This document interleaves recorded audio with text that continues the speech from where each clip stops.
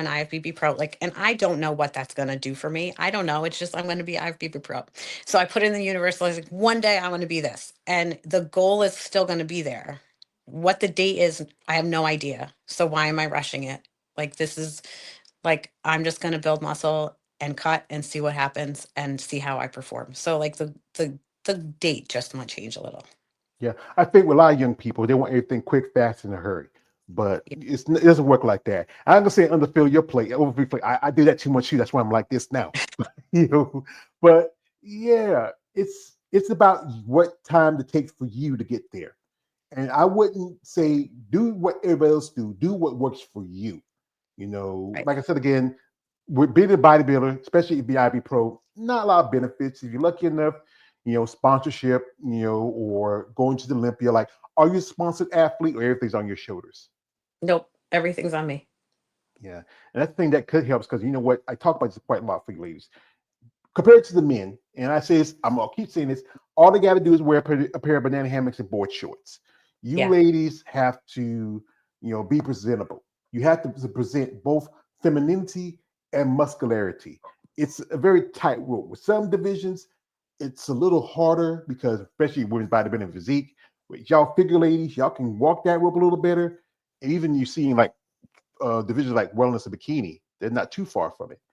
But the thing is, once you know what you put into it, how much time you put into it, how much you invest into it, it's worth the reward. I've seen ladies that say after spending years competing amateurs and finally get their pro card, they break down and cry. I've seen some ladies who turned pro and never made use of it, other than maybe for business. We should Right. just talk about, if you're pro now, you have to make sure you stay registered, to pay a fee because that's another Yeah. expense. Yep.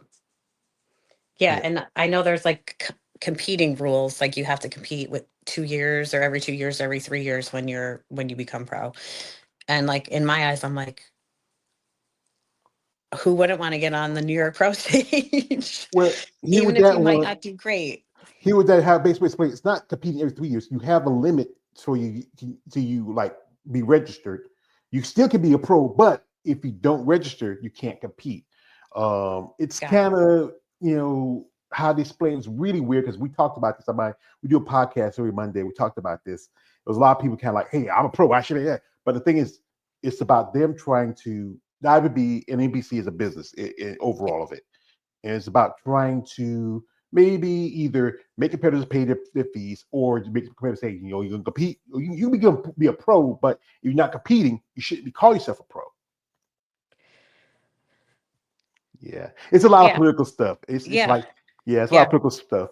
But Right. often I quote from my favorite movie Batman Begins. He says like this: "My master Ra's al Ghul taught me, beware surroundings all time, young master. Never get a sure footing for a killing blow." So So now, what's the plan? As you say, you want to take the time, and this is your cut and bulking season. So the plan is to right now go through a bulking stage and see if I can build out where I need to build out, which is my hamstrings, glutes, my back more. Um, and reevaluate in August if we're going to try to do stage in October or November.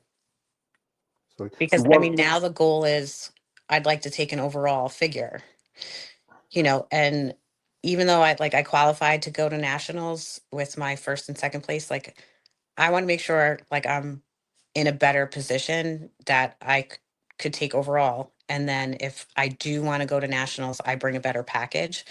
Um, and then, I've been checking out who's winning. Like they're all bringing it.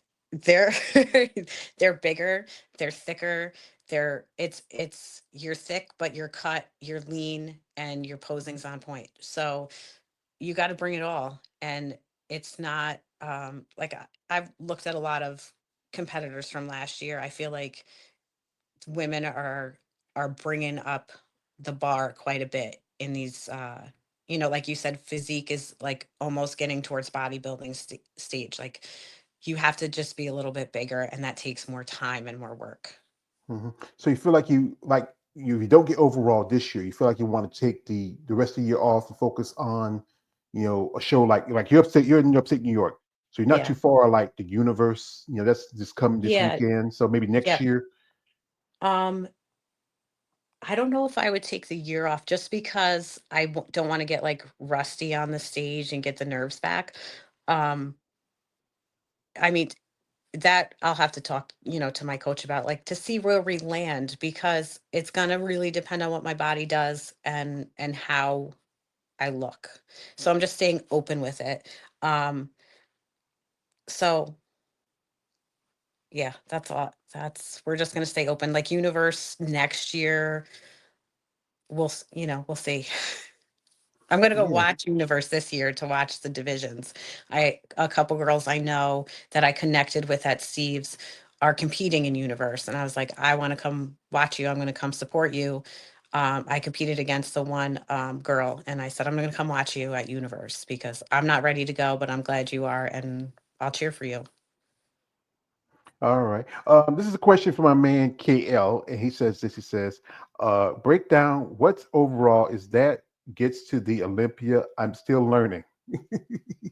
No. No, no. Well, let me explain to you, brother. Overall, if you're an amateur and you win overall, you have the different classes. You win your class, then you go for overall title. The overall title gets you an opportunity to compete in a national show, which qualifies you for a pro card. Oh, He's more a fan of women and muscle, not much about the sport. That's yeah. how overall works. If she did a couple of regionals, but she didn't win the overall in those regionals. So, but she still qualified for nationals, but she rather, bring in a better condition, be the overall champ. So she feels like she has a better shot at getting a pro card. But like I said, again, you can still get your pro card. All you do like a show like the nationals or shows like the North Americans, the Yep. King Collegiate. All you got to do is you play second in your class, you can still get a pro card. But you feel like you want to go in there and you want to prove that you have the look that you can maybe. So sometimes maybe like I know somebody take the time off, want to make their pro debut. You feel like you want to make it sooner. Um, I don't know that to get the overall, I'd like to do that sooner. I'd like to do that October, November, if that's a possibility. But then to go back out after an overall, to go back to try for the pro card, I take a little more time, I think. And I mean, maybe Universe next year, but maybe somewhere else. Maybe there's to get your pro card. I feel like it's a lot less opportunities available versus the regionals. So I would, could pick one anywhere and just kind of see how I do and go from there. But I want to bring the best package possible. And not that like second place is bad if I got it on a second place, but I know where I need to fill out, and it's gonna take a little time.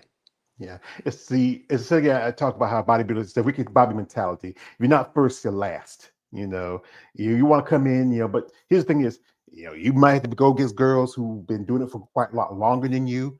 Some ladies who are who've been competing and understand the aspects of it. You're still instead again, you're still brand new. But Yeah. there's been times where I've seen new competitors who just made their debut as a bodybuilder and then turn around and they're already a pro. It's a process that takes time. We got here from my man KL. He says this. He says, "Got you. Don't take nothing away from me, Jessica." He says. He's also says, "Good luck." And also he says, "When do you get your pro card? What will you do? Would you do a debut show immediately or what?" Probably take some time off because if that happened, and then I've seen the pros and the competitive level of the pros, and they're bigger. They're bigger. You really need a lot more time to grow. And it's funny because at the amateur level, I feel like you have to be big, but you also have to be small. And then when you get to the pro level, you just have to be big. And and not that these girls are really like big. It's they're cut, they're present well. Like people think I'm huge, and I'm like, I'm not. You see definition, and you see some cuts, and you see when I flex a certain way that the muscle looks bigger. Um, and that's the way it is on stage too. Like the girls look like they're huge on these pictures, but you see them in person and you're 130 pounds. You're not huge, but when you flex a certain way, it makes you look bigger. Hmm. Yeah. So, Yeah, particularly if you look at your figure division. If you look at right now who's standing on top of the division, like Jessica Reyes Padilla, Lola Yeah. Montez, the former champ, Sidney Gillen. I was I You go. were in New York, and there was this lady. Her name was Gabrielle. I think she was from Lithuania or something. And this chick, I remember I was watching that, and I'm gonna pull the picture. This is a picture of her. I put together, and if you look at Yeah. her, and Paula Ranta. Paula was figure, Yep. and she switched to physique. And this woman, if you look at her, and then you compare it to someone like, Yeah. uh, I- most definitely Tag Cuejo, she's not too far from it. And that's supposed to be the figure division. right. Right. They're big. They're big. I mean, yeah. I remember I talked to ladies who tell me like the judges have a particular look they want, and then they go by what they see that's at the time at the competitions. And I think they need to stick to the criteria that was set for the division, but it seemed like he's changing year after year.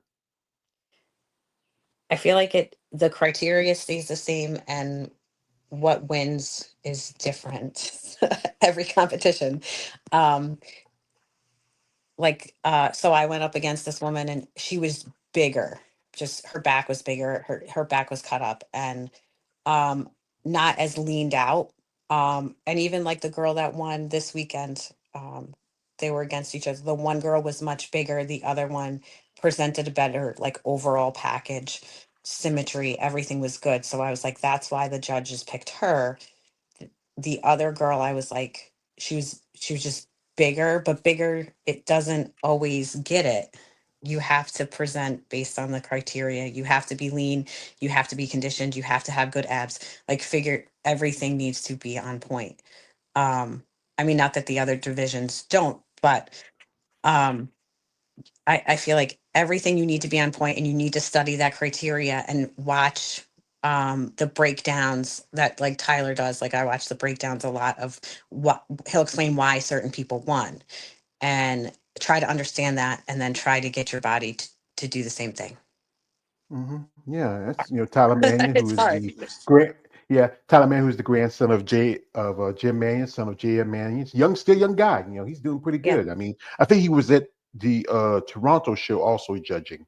Not a big I fan of was his per se, but it's just what I learned from this sport is a lot of work and consistency that's involved in it. Like when you're training, what's that exercise say? I love it. It makes me feel so good. And I say, bam, why I gotta do that shit? um I've always worked out my biceps, triceps. Like that's always just been a thing. So to me, that's not, I don't know. To me, that's, I'll say like easier, but not, it's not easier. You make it so you can't move your arms.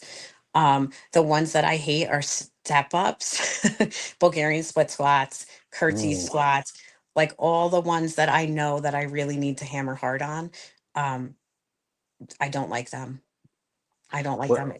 Well, It's a lot. Yeah. Well, the thing is, those things, as my other guy says, they make you stranger but make you stronger. And it's important to the process as you grow and develop, especially with your figure girls. You'll have that certain look to you, the broad shoulders, the cap, the very slim, tapered in waist that, as one lady described it, that upside down Dorito look, because it's Yeah. Yeah. important. Yeah, because if you that's the thing is that's why I say about the criteria. If you fit the criteria, you should be placed a lot better. But again, the judges go by a certain look. Sometimes they like the big, like it's like with the guys. They can be big and freaky all they want. Nick Walker can be big and freaky all he want, but y'all women, y'all can't be too big and freaky. Right. Right. We still need to look feminine and look sexy in the heels and the suit and yeah.